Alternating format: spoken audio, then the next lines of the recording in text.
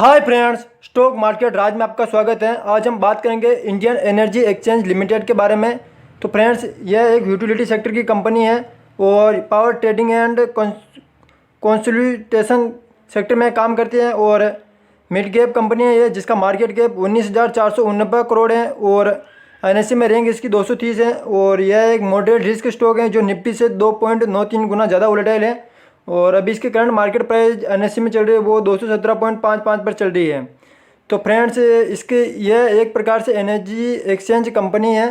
तो अभी हाल ही में भारत सरकार के पीएम यानी प्रधानमंत्री नरेंद्र मोदी ने घोषणा की थी, जिसमें उन्होंने ग्रीन एनर्जी के बारे में चर्चा की थी और आगे सरकार ग्रीन एनर्जी को प्रोत्साहन देगी और यह कंपनी भी उसी प्रकार की एनर्जी का एक्सचेंज करती हैं।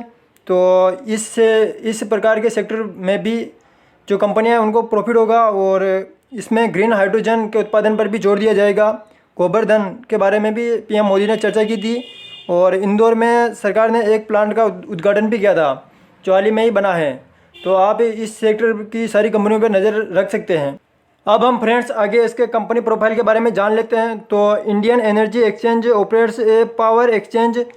It offers on online electricity trading platform for trading, clearing and settlements operations.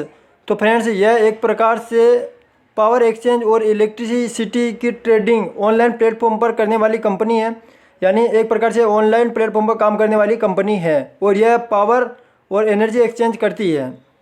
अब हम फ्रेंड्स आगे इसके फाइनेंशियल रिजल्ट के बारे में जान लेते हैं। इसको 2018 में जो रेवेन्यू था वो लगभग 256.07 करोड़ था। 2019 में बढ़कर 294.16 करोड़ हो गया और 2020 में और बढ़कर 297.40 करोड़ हो गया। 2021 में इसमें जंप देखी गई और यह बढ़कर 356.23 करोड़ हो गया। यानी इसके रेवेन्यू में लगातार 4 सालों से ग्रोथ देखी गई है और इसका प्रॉफिट है वो लगभग 2018 में 131.68 करोड़ था। 2019 में वह 165.04 करोड़ हो गया और 2020 में वह और बढ़कर 175.72 करोड़ हो गया। 2021 में इसमें जंप देखी गई और यह 206.09 करोड़ हो गया। यानी फ्रेंड्स, इसके जो प्रॉफिट है उसमें भी लगातार 4 सालों से ग्रोथ देखी गई है और रेवेन्यू में भी 4 सालों से ग्रोथ है। तो फ्रेंड्स, एक प्रकार से ग्रोथ मेकर कंपनी है और आगे भी इसमें ग्रोथ बनी रहेगी क्योंकि सरकार भी इस प्रकार के सेक्टर में पैसा लगा रही है और इसको प्रोत्साहन दे रही है। तो आप इस पर नज़रें बनाए रख सकते हो। अब हम फ्रेंड्स इस शेयर की मैक्सिमम जर्नी के बारे में जान लेते हैं, कैसे क्या परफॉर्मेंस किया है अपने मैक्सिमम चार्ट में। तो फ्रेंड्स, ये इसका मैक्सिमम चार्ट है। अक्टूबर 2017 में इस कंपनी की मतलब लिस्टिंग हुई थी। उसके बाद से इस कंपनी के शेयर ने लगभग मई 2020 तक कोई भी रिटर्न नहीं दिया है और शेयर ऐसे ही कंसोलिडेटेड जोन में रहा। उसके बाद से इसमें बहुत तगड़ी तेज़ी देखी गई है और इसका जो मैक्सिमम रिटर्न है वो लगभग 300.60% है, यानी लगभग 300% का इसने रिटर्न दिया है लगभग 5.5 सालों में। तो और इसका जो 5 सालों का लो है वो लगभग 37.35 है और इसका हाई है वो 318.67 है। तो फ्रेंड्स, इसने 5.5 साल में ये ऐसा परफॉर्मेंस किया। अब हम इसके 5 साल के चार्ट के बारे में देखेंगे तो भी इसका यही चार्ट खुलेगा क्योंकि कंपनी को लिस्ट हुए लगभग अभी 5.5 साल ही हुए हैं। ये देख लीजिए, इसका ये सेम टू सेम चार्ट ही खुल गया है। अब हम इसके 1 साल के चार्ट के बारे में बात करते हैं। तो 1 साल में कंपनी ने 121.05% का रिटर्न दिया है, 95.62 का लो बनाया था और 318.62 का इसने हाई बनाया है। तो फ्रेंड्स, 1 साल में भी इसमें बहुत तगड़ी तेज़ी देखी गई है क्योंकि सरकार पावर सेक्टर में बहुत पैसा डाल चुकी है और इसको प्रोत्साहन दे चुकी है क्योंकि अभी इलेक्ट्रिसिटी की ज़रूरत है और विद्युत की बहुत उपलब्धता आगे बनी रहेगी। और अब हम आगे इसके 1 मंथ के चार्ट के बारे में जानते हैं। तो यह इसका 1 मंथ का चार्ट खुल चुका है और 1 मंथ में इस शेयर ने लगभग 16.66% का नेगेटिव रिटर्न दिया है और 206.85 का इसने लो बनाया था, 261.80 का इसने हाई बनाया है। तो फ्रेंड्स, अभी यह लगभग इसका 1 मंथ का चार्ट के बारे में देखें तो शेयर लगभग अपने डाउन साइड ट्रेड में ही इसने ट्रेडिंग की है और नीचे की ओर ही आया है। पर फ्रेंड्स, इस वीक में इसमें थोड़ी बहुत हलचल देखी गई है और 1 वीक का ये चार्ट खुल चुका है जिसमें इसने 3.50% का रिटर्न दिया है, 208.85 का इसने लो बनाया था और 224 का इसने हाई बनाया है। और 1 डे के चार्ट के बारे में भी हम जान लेते हैं। देखिए फ्रेंड्स, ये इसका 1 डे का चार्ट खुल चुका है जिसमें इसने 0.30% का रिटर्न दिया है, यानी कुछ भी इसमें ऐसा भूचाल नहीं आया है और शेयर वहीं का वहीं रहा है और 216.10 का इसने लो बनाया था, 221.30 का इसने हाई बनाया है। तो फ्रेंड्स, इस प्रकार से इस शेयर की मैक्सिमम जर्नी के बारे में हमने जाना है। तो शेयर को लिस्ट हुए भी 5.5 साल हुए हैं और आगे भी इसमें तेज़ी बनी रहेगी, क्योंकि सरकार इस प्रकार के सेक्टर में पैसा डाल रही है और ग्रीन हाइड्रोजन यानी हाइड्रोजन के उत्पादन पर जोर दे रही है और पावर सेक्टर पर बहुत ज़्यादा जोर दिया जा रहा है, क्योंकि आने वाले समय में विद्युत की बहुत ज़्यादा ज़रूरत पड़ेगी।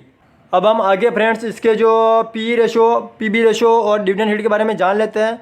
तो फ्रेंड्स इस शेयर का पी रेशो है वो 94.57 है और सेक्टर बी इसका 28.71 है। यानी अपने सेक्टर के बाकी सब कंपनियों के हिसाब से यह कंपनी बहुत ही महंगे दामों पर उपलब्ध है, क्योंकि यह ट्रेडिंग एक्सचेंज, पावर एक्सचेंज और एनर्जी एक्सचेंज का काम करती है, इसी कारण से यह महंगे ही है। और इसका पीबी रेशो है वो 35.07 है और सेक्टर बी इसका 3.17 है। यानी पीबी रेशो के हिसाब से भी ये शेयर महंगा है।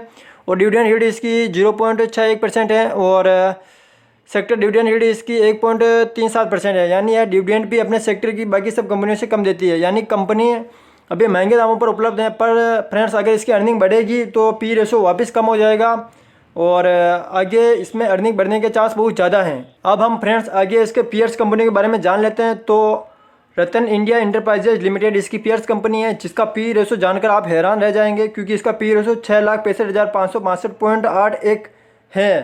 तो फ्रेंड्स इस प्रकार का पी रेशो किसी भी कंपनी का नहीं होता है, पर यह एक पेनी स्टॉक था, लगभग ₹1 का शेयर था और इसमें बहुत तगड़ी धांधली देखी गई है और इसमें स्टूडियो ने पैसा लगाया और इसमें लगातार अपर सर्किट के चलते शेयर कंपनी की कोई अर्निंग नहीं है, पर इसका जो प्राइस है वो बहुत ही महंगा हो चुका है और एक साल में इसने 582.98% का रिटर्न दिया है।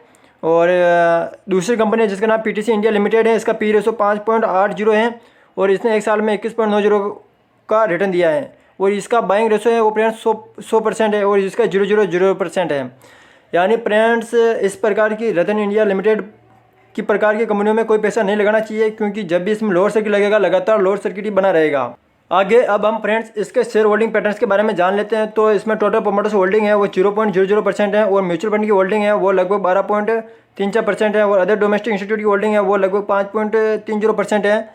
तो फ्रेंड्स इसमें म्यूचुअल फंड और अदर डोमेस्टिक इंस्टीट्यूट ने भी पैसा लगा रखा है, पर इसमें प्रोमोटर की होल्डिंग 0% है और फॉरेन इंस्टीट्यूट की होल्डिंग है वो लगभग 31.01% है और रिटेल एंड अदर्स की इसमें 51.33% है।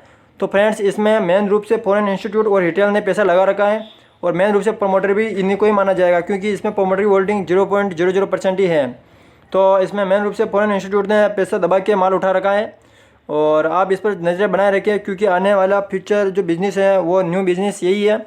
और जिस प्रकार से गोवर्धन के बारे में भी पीएम मोदी ने चर्चा की थी, तो उस प्रकार की एक्सचेंज का कार्य भी करती हैं। वो डेट फ्री कंपनी है फ्रेंड्स, इस पर कोई कर्ज नहीं है, इस कारण से इसको जो ब्याज और टैक्स भी कम ही लगता है। फ्रेंड्स चैनल को लाइक करें, सब्सक्राइब करें और बेल आइकन का घंटा दबा दें। Thanks for watching.